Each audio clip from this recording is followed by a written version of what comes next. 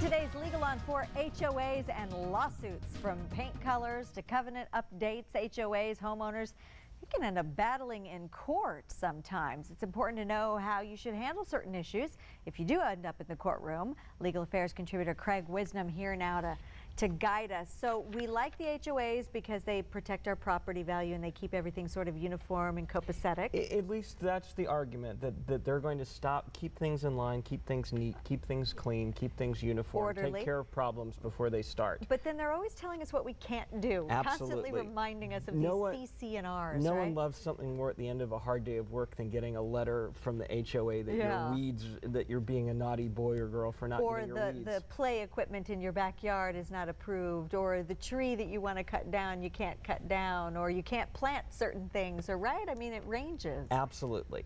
And unfortunately, the general rule is probably most of the time they have the ability to tell you not to do those things and to take action against you if you don't. Okay, so let's start with literally, when you go to buy a home, check that out before you sign, right? This is your chance. Before you buy a property, you're required by law, and you're almost always provided with a copy of the CC&Rs, the covenants, conditions, and restrictions. And these are the things that are going to protect the value of your property or make your life unpleasant, depending on how you look at it. So this is your chance to look at how much power the homeowners association have and what the rules say, and whether you want to live in a neighborhood that's governed by this. It also gives you a chance to see what the fees are going to be, because there's a great variety in terms of what homeowners associations cover.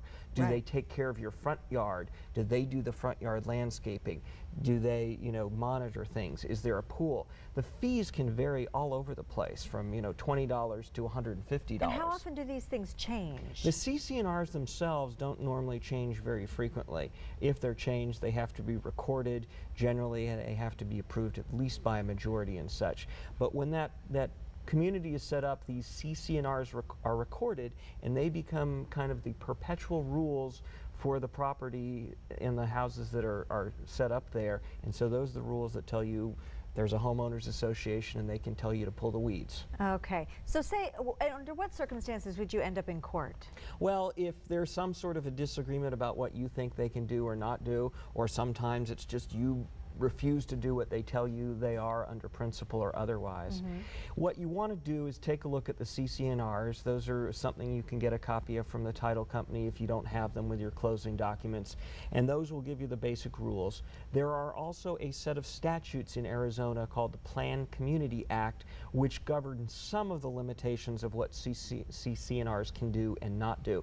So it is possible something they're trying to do might be prohibited by law. Okay, so do you need a lawyer for this, or can you handle it on your own? Well, it's the type situation. It's obviously expensive to go to a lawyer, and it depends how important and how critical it is to you. The practical thing that puts you at a disadvantage is the association normally has or can hire a lawyer to fight it. So they already have someone set up to deal with this who gets paid out of the general collection, where you're going to have to come up with the money to pay an attorney yourself if you have an issue.